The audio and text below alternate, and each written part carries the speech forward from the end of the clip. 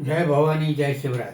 छत्रपती शिवाजी महाराज व राष्ट्रमाता राजमाता जिजाऊ मासाहेब यांना मुजरा करून व पवार घराण्याची कुलमाता माता गडकालिका याला वंदन करून मी शिवव्याख्याता दादासाहेब कोरेकर पवार आज पवार घराण्यातील एका वीरांगणेची माहिती आपल्यापुढे सादर करणार आहे.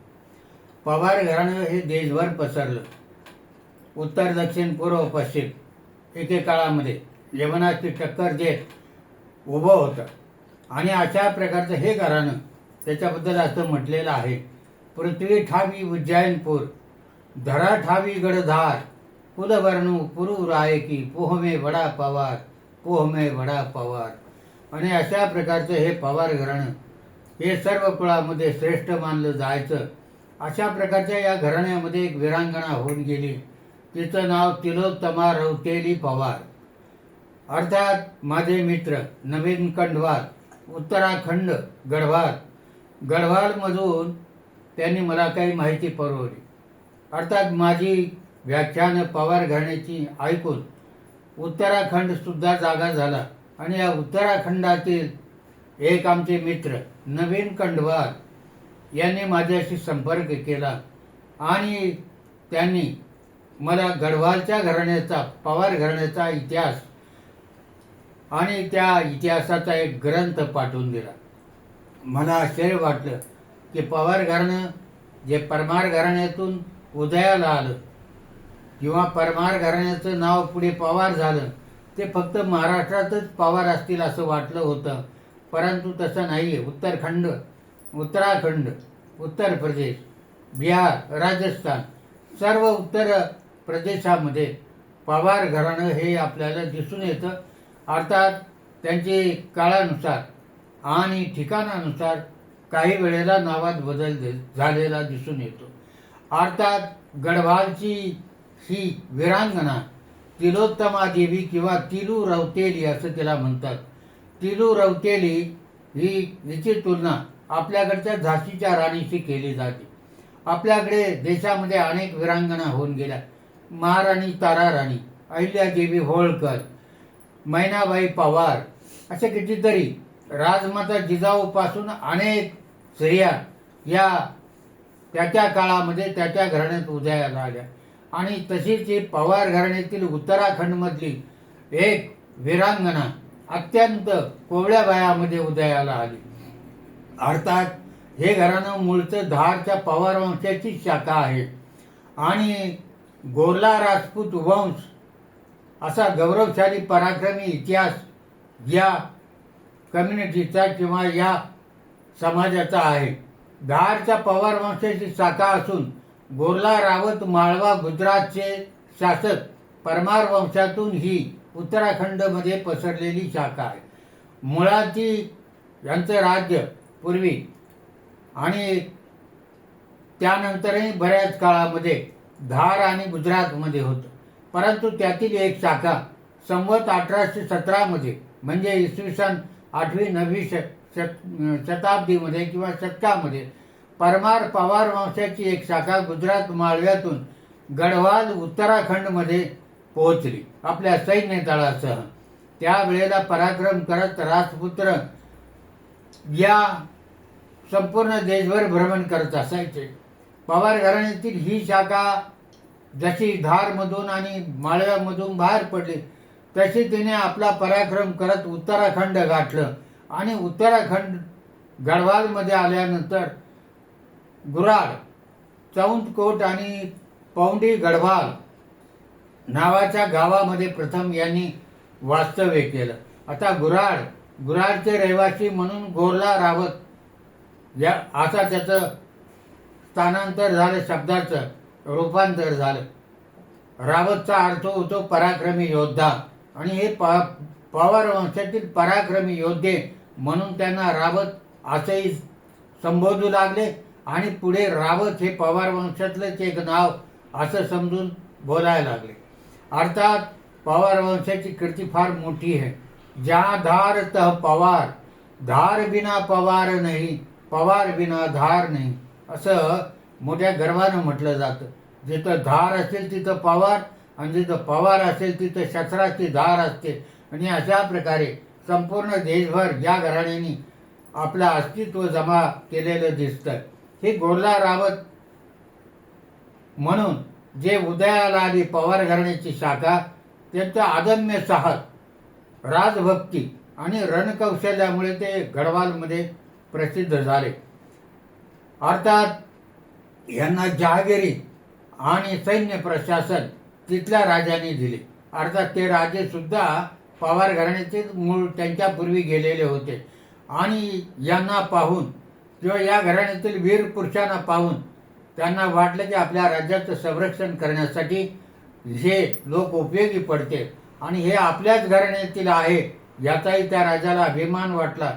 पूर्व आणि दक्षिण सीमाचे रक्षण करण्यासाठी कत्तुरी व चंद राजाचं आक्रमण रोखण्यासाठी इथल्या गढवालमधील परमारवंशीय राजांनी त्यांना जागीर दिली आणि त्यांच्याकडे प्रशासकीय आणि सैन्य दलाचं काम सोपवलं आणि सीमांचं रक्षण करण्याची जबाबदारी दिल्यामुळे या घराण्याला, रौतेलीच्या घराण्याला किंवा तिलोत्तमा रौतेलीच्या पूर्वजांना अभिमान वाटला आणि त्यांना 42 गावाची जागीर दिली.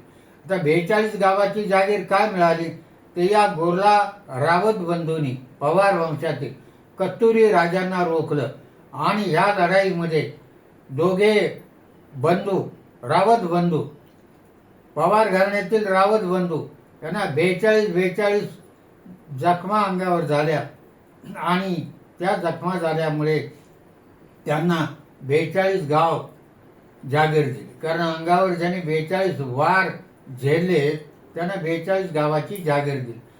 तिलू किंवा तिलोत्तमा रौतेली पवार हिचा जन्म 8 ऑगस्ट 1661 म्हणजे छत्रपती शिवाजी महाराजांचा काळ येतो पहा. शिवाजी महाराज 1680 पर्यंत हयात होते आणि नेमकी याच काळामध्ये या घराण्यातील या पराक्रमी वीरांगनेचा जन्म झाला. आणि पुढे गुराड गावामध्ये तिचा जन्म झाला. तिच्या वडिलांचं नाव भूपसिंह रावत पवार, गढवालच्या राजाचे सेनापती आणि अतिशय सन्माननीय व्यक्ती म्हणून दरबारात त्यांना मान नव्हता. कत्तुरी राजाचे आक्रमण रोखताना भूपसिंह व त्यांचे पुत्र मारले गेले तेव्हा तिलू 15 वर्षाची होती. तिलू हे लाडाने घेतलेलं नाव, पण तिचं नाव होतं तिलोत्तमा रौतेली पवार. 15 वर्षी तिने आपले वडील आणि भाऊ गेल्यानंतर 15 वर्षाचं वय होतं केवळ, तिने शस्त्र धारण केलं आणि आपल्या वडिलांचा आणि भावाचा सूड घेण्यासाठी आणि राज्याचं रक्षण करण्यासाठी तिने शस्त्र धारण केलं. 7 वर्षामध्ये तिने 13 किल्ले जिंकले. एवढं सैन्यबल त्यांचं मजबूत होतं. वडील गेले, बंधू गेले, तरी या मुलीनं, तिलोत्तमेनं मोठा पराक्रम केला आणि 13 किल्ल्यावर आपलं अस्तित्व जमावलं. गोरला रावत ही पराक्रमी योद्धा जमात आहे.